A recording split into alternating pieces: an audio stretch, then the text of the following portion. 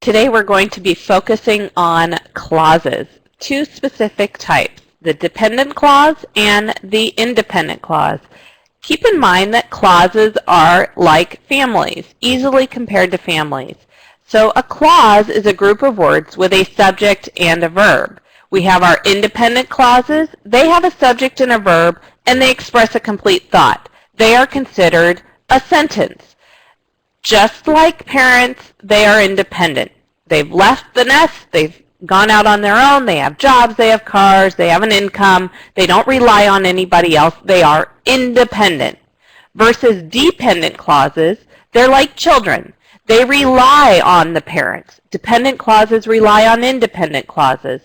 They have a subject and a verb, but the difference is they don't express a complete thought. They usually begin with a dependent marker, which indicates that they are a dependent clause and that they rely on an independent clause in order to make sense. Let's take a closer look.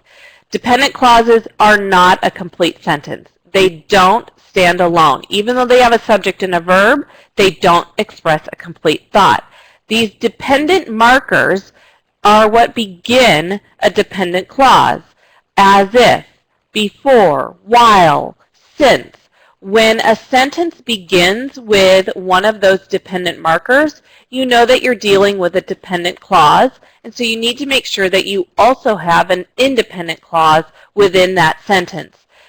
These dependent markers can happen in the middle of a sentence, and that just indicates that the dependent clause is in the middle of the sentence or at the end of the sentence. They can happen anywhere within a sentence. The main thing is you need to make sure there is also an independent clause attached to that sentence.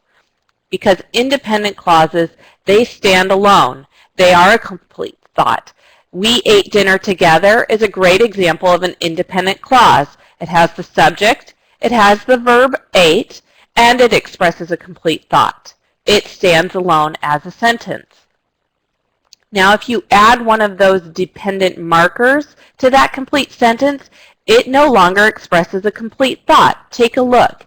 After we ate dinner together. Well, what do you mean after we ate dinner together? What happened? It's missing that extra information to make it a complete thought.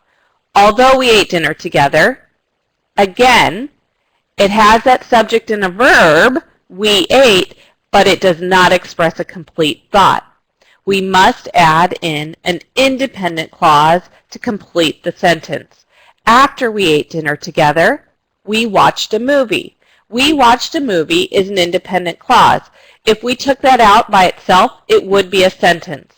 But we've added it to our dependent clause that begins with after, and we now have a complete sentence. When we have a dependent clause and an independent clause together, that is considered a complex sentence. This should be your goal in your writing, to start adding in some complex sentences in addition to some of your simple sentences. It will enrich your writing.